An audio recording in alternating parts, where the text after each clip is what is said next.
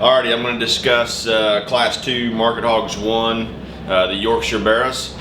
Whenever we as a committee kind of stepped up to that class, we thought there was for sure an easy thing to do, and that would be find the number 3 barrow and run them straight to the bottom.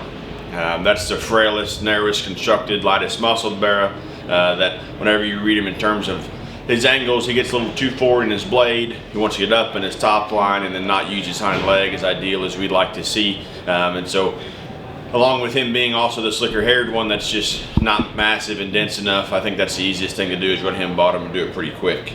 After that, I think there's a barrow that falls into the third hole. That's going to be the number 2 barrow. You know, upon first impression, that is another hairy, dense one that maybe is a trendy one, but if you really get to studying him, especially as he drives to and away from you, he needs to be better at the ground. As he's going away, he wants to hockey in, get pretty restricted in his movement there and up on his pastern set. And then whenever you really study him in terms of his stifle shape and his lower ham, there's just not a lot of mass there. Looks to be a little bit counterfeit. And then when he goes and drives across the ring, that's the one that gets a little bit chunkier fronted and just a little bit plainer in terms of his overall look. So we went ahead and ran him third. After that, we think there's a pair of barrows that sort of up to the top, and there's differences that can go either way. There's actually a pretty split decision in terms of a committee placing. We went ahead and decided to go 4/1. That is a denser, hairier one that's more massive in terms of his forearm. He's a heavier constructed one and has a ridiculously big hind leg. When you get on top of his skeleton, that is the one that's got more mass right over his blade. He's got a bigger pin set and then more shape to his lower stifle.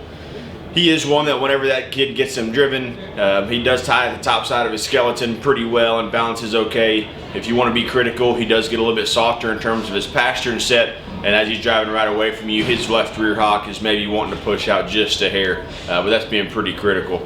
If you went ahead and used 1 to beat 4, it didn't hurt you. 1 is another one the only other one that has actual width and genuine shape. When you get on the top side of his skeleton, he actually probably has the advantage in terms of crisp shape over the edge of his loin. That's one that's good and square going away from you, flexible in terms of his hock, and whenever you study him at the ground, good in terms of his center body. He's a slicker hair one that maybe just looks a little bit more raw in terms of appearance. He's probably the one that has a cutability advantage, and then it's actually cleaner in terms of his jawline. But that's the pair. We went ahead and placed this class of Market Hogs 1, which is class number 2, Yorkshire Barrows, 4-1-2-3.